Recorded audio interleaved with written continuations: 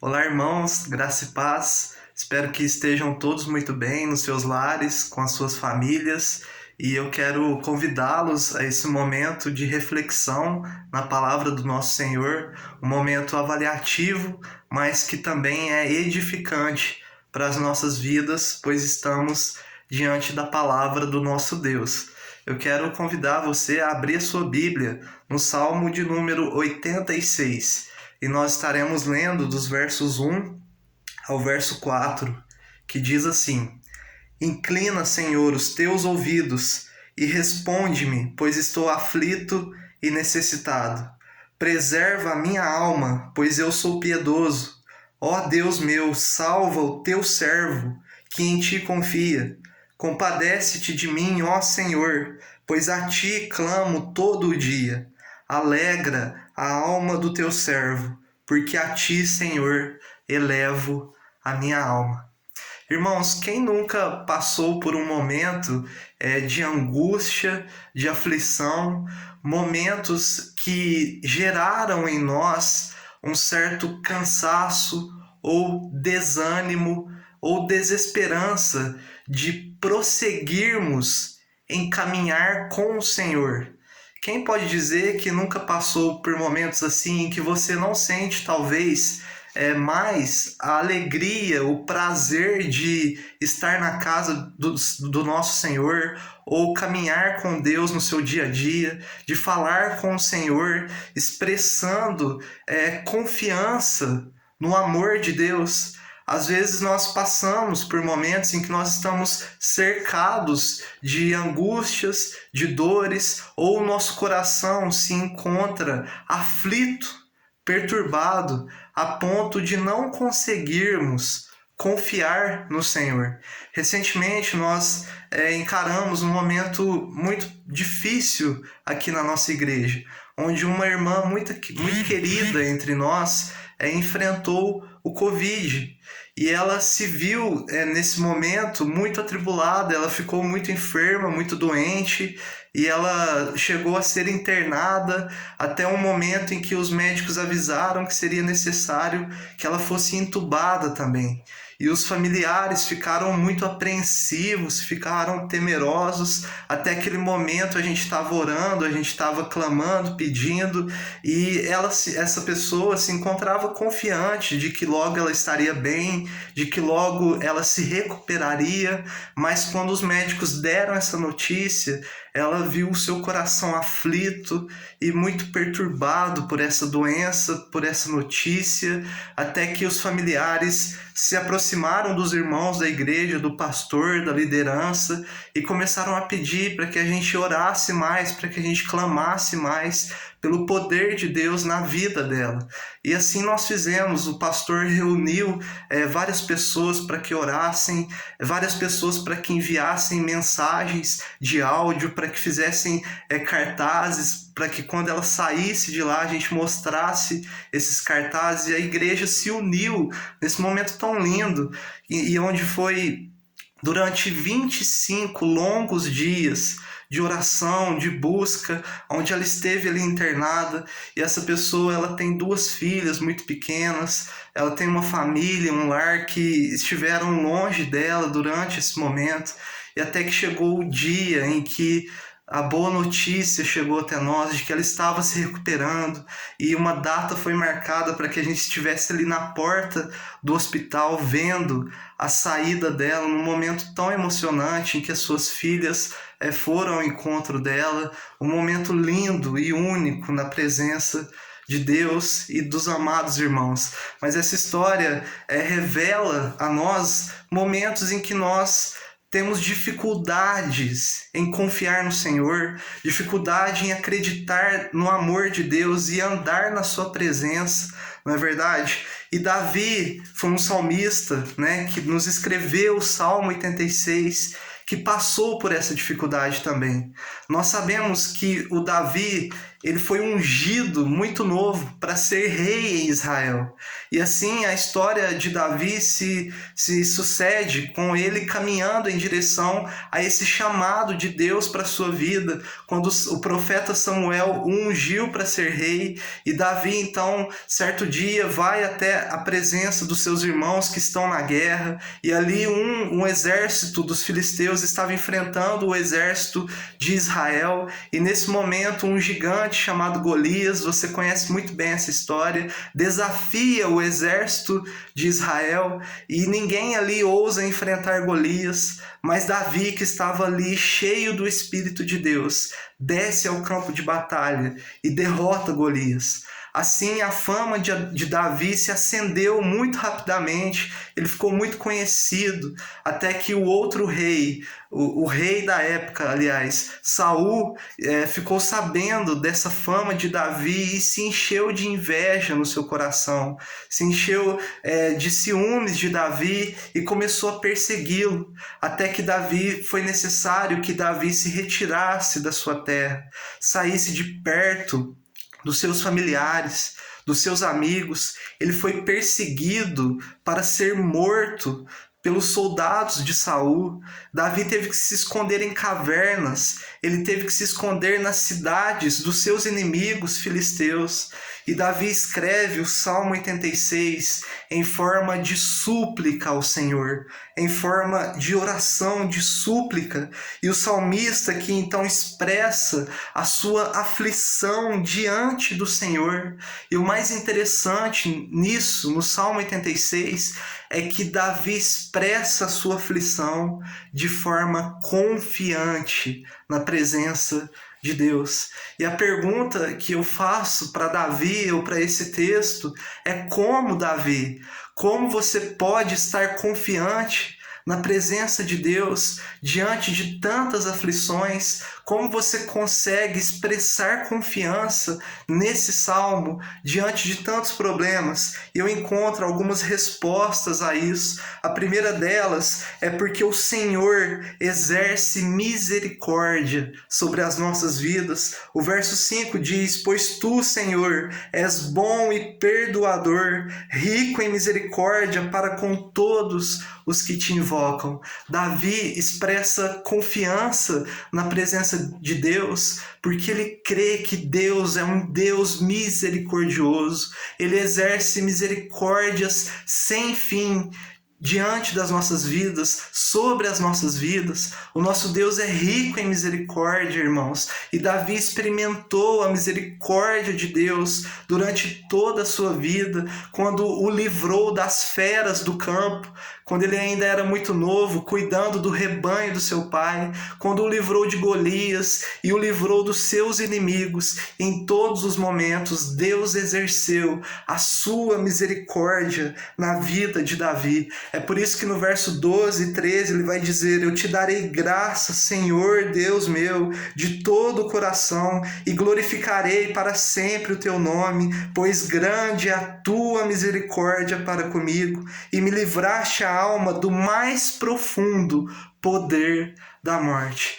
Irmãos, como diz o Salmo 136, as misericórdias do Senhor duram para sempre. As misericórdias do Senhor sempre se renovam sobre nós, e nós não podemos nos esquecer disso nos momentos de angústia, de cansaço, de desânimo, porque muitas pessoas se veem distantes de Deus, seja por conta dos seus problemas, ou por conta dos seus pecados, ou as consequências dos seus pecados na sua vida particular. Então elas se veem desanimadas, porque muitas vezes, talvez, acreditam que Deus não está próximo delas, que Deus não se fará presente na vida delas se elas buscarem ao Senhor. Mas isso é uma mentira, porque Deus tem prazer em exercer misericórdia sobre os seus filhos. O nosso Deus é um Deus perdoador e misericordioso. O seu amor, as suas misericórdias se renovam sobre mim, sobre você,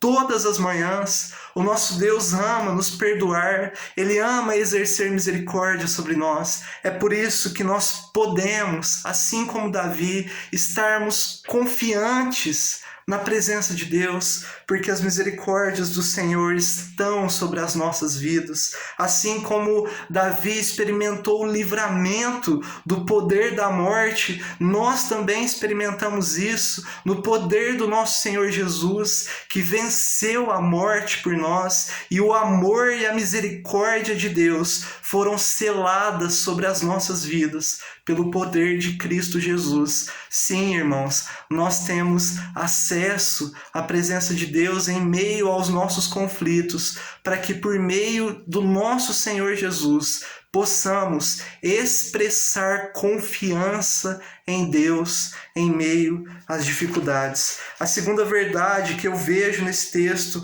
para que Davi esteja confiante, está no verso 6 e 7. Escuta, Senhor, a minha oração e atende à voz das minhas súplicas. No dia da minha angústia clamo a Ti, porque me respondes. O segundo motivo é que Davi sabe que o Senhor escuta e responde a sua súplica, a sua oração. Irmãos, o nosso Deus é um Deus que ouve orações, mas que não apenas ouve, ele responde orações. E Davi crê nessa verdade, que faz com que ele seja confiante em oferecer a sua súplica ao Senhor, em estar na presença de Deus e crer no agir de Deus de forma confiante na sua vida. É lindo, irmãos, muitas vezes nós podermos olhar para a nossa vida e perceber o agir de Deus sobre nós, quando muitas vezes estávamos aflitos, quando muitas vezes não sabíamos se superaríamos alguns problemas, seja uma prova difícil, tirar uma habilitação ou uma enfermidade, uma dor profunda, a perda de um ente querido. Eu não sei quais dificuldades você já enfrentou, mas eu sei que em todas elas, eu e você podemos enxergar o agir de Deus. Quando muitas vezes nós oramos, quando muitas vezes derramamos a nossa alma diante do Senhor e podemos ter a certeza de que Deus escuta e responde às nossas orações. O nosso Deus tem prazer também, irmãos, em ouvir as nossas orações. E a oração é uma forma que Davi encontrou de estar confiante na presença de Deus. Uma terceira verdade que eu vejo sobre essa confiança que Davi expressa no Senhor está no verso 8 a 10. Não há entre os deuses quem seja semelhante a Ti, Senhor, e nada existe que se compare às Tuas obras. Todas as nações que fizeste virão e se prostrarão diante de Ti, Senhor, e glorificarão o Teu nome. Irmãos, o nosso Deus é soberano sobre a criação. O nosso Deus tem o governo e o domínio sobre todas as coisas. E Davi crê nessa verdade, o que faz com que ele seja confiante na presença do Senhor. Uma verdade tão simples, mas que nós nos esquecemos, é que Deus é Deus, irmãos. Deus está no controle da história, Ele está no governo das nossas vidas e de todo o mundo, como um dia o profeta Isaías expressou no capítulo 6 de Isaías, diz: no ano da morte do rei Uzias, eu vi o Senhor assentado no seu alto e sublime trono. Apesar de reinos passarem, irmãos, como o reinado do rei Uzias, o reinado do nosso Senhor, Deus e Pai, do nosso Senhor Jesus Cristo, permanece para sempre. Nós vimos uma notícia tão alarmante para o mundo nos últimos dias, em que o Talibã se ascendeu ao poder novamente no Afeganistão, e as pessoas ficaram preocupadas, e com razão, porque o Talibã é terrível, e nós sabemos que essa guerra durou longos 20 anos de guerra, de mortes, mais de 240 mil mortes de pessoas, mais de 6 mil soldados morreram. Os danos são incalculáveis, danos psicológicos, danos ali que a gente nem pode imaginar, mais de 2,2 trilhões de dólares gastos nessa guerra, para que depois de tudo isso a gente recebesse essa notícia de que o Talibã está no governo do Afeganistão. É uma notícia preocupante, é uma notícia desoladora. Mas, irmãos, um outro lado da verdade sobre a vida e o mundo é que o nosso Deus está no controle da história. O nosso Deus governa o mundo, a vida e tudo que acontece. E crer na soberania de Deus, se lembrar que Ele é Senhor, faz de nós pessoas mais confiantes na sua presença. Não podemos esquecer da preciosa verdade, da soberania do Senhor sobre as nossas vidas. Ele está no controle da nossa história.